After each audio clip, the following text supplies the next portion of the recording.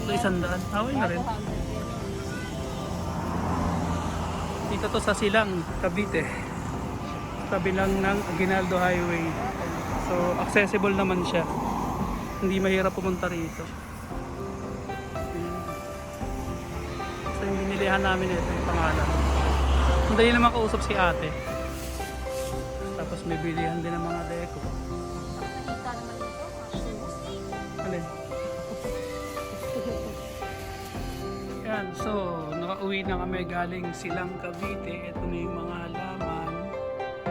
So more or less ang inabot nito lahat. Lahat ng napili namin. Umabot din ng mga 1,300 pesos. Lahat na yan. So sa tingin nyo ba okay yung price? Kasi nagre-range ng 50 pesos ang isa eh. Yung iba 75, yung iba 60. Pagka nakasasakyan mas mahal eh.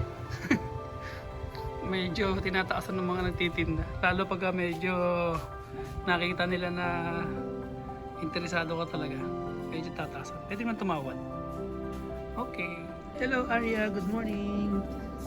Nasa sa tsura. Ay, happy ah. Ano, start na tayo? Arya, are you ready?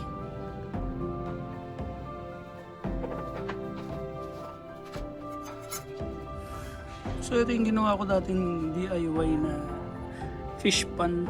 Kaso nga lang, hindi ako nakabili ng isda. Tapos, problema, ang dami ngayong kiti-kiti. Kaya dito sa garden namin, napakaraming lamok. So nakapag-decide ako na huwag na itong gawing fish pan or waterfalls. So instead, lalagyan ko na lang siya ng halaman.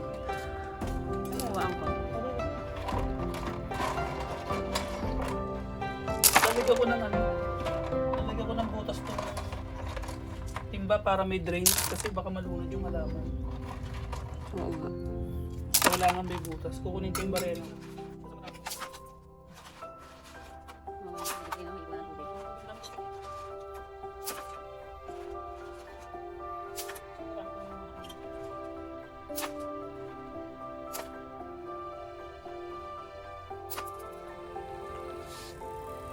Ayan po yung pinamili namin nung kahapon sa Silang. Puro flowers. Ito mapapakinabangan na naman kung pinili na naman. Yan naman yung mga paso na pininturahan ko. Yan. Diba? Mas magumanda siya ng mga pinturahan kesa dati na kulay paso.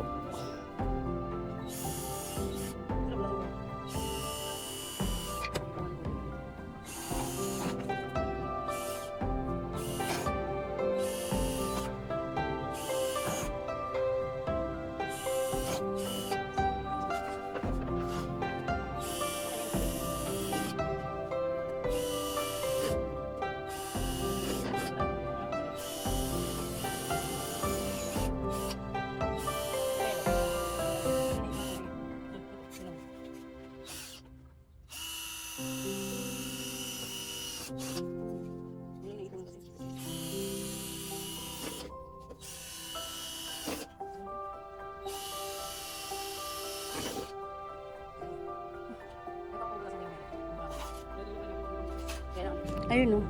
Asa yung lupa? Hindi, sabihin. Tulad na ito.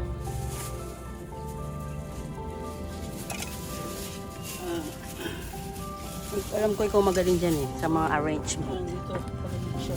Oo, nakalim. So, kailangan yung mayabong dito. Diba? Siya. Tapos yung mga maliliit. Hindi parang kulang labing bilhin nating halaman. Kaya nga eh, no? Diyan na mapupunta. Kala natin dami na, diba? Kaya ang dami na. Kasi yung sa hangin, hindi, sa lupa. So, tsaka, tingnan mo. Yung batya, malalim. So, kailangan dagdagan ng mga lupa. Hindi pwede naman siguro lang mababawaw lang yan.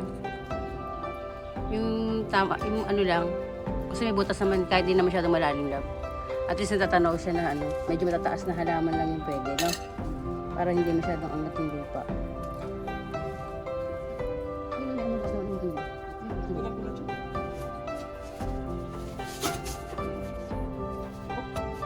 Ano yung tabi?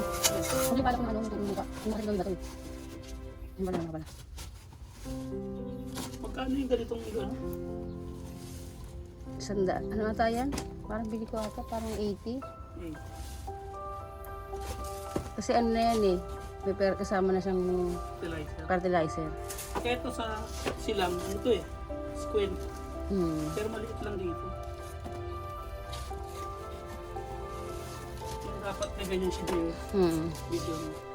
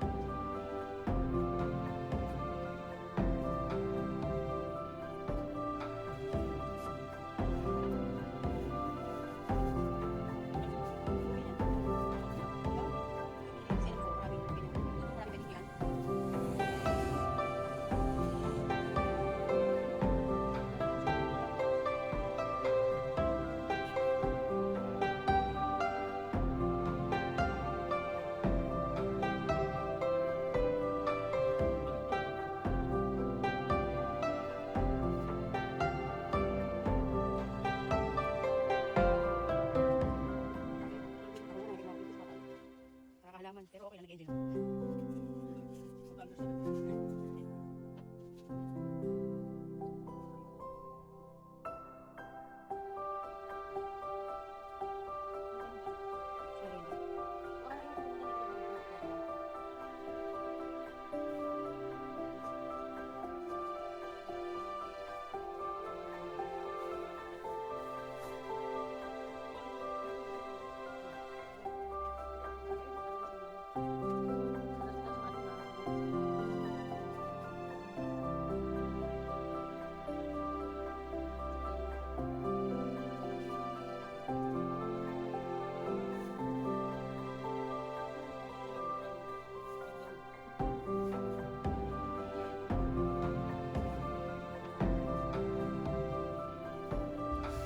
Hello.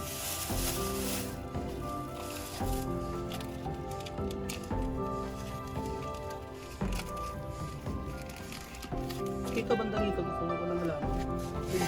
Para lagyan ko ba ito? Kaya, ano siya. Ayos na? Pero kailangan medyo may space. Ayan, ito ganyan. Pero dapat talaga, alisin ko na lang dito.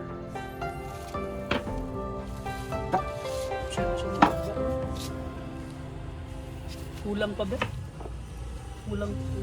Medyo dapat elevated pa talaga. Hindi pa ako happy. Ang ba mabunot?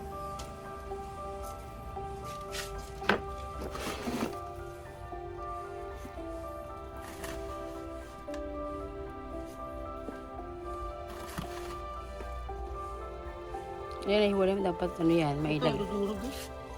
Kasi nga ano yan. Ang lambot ng ano niya. Kaya nga hindi ko siya inalis dati doon sa amin.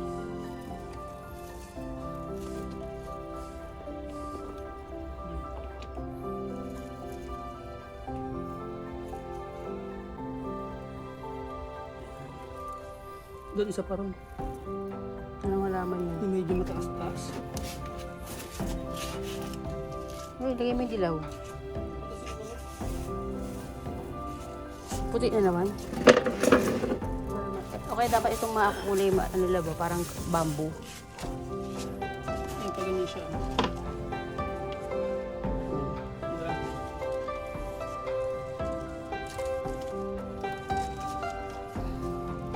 So, malalim din doon.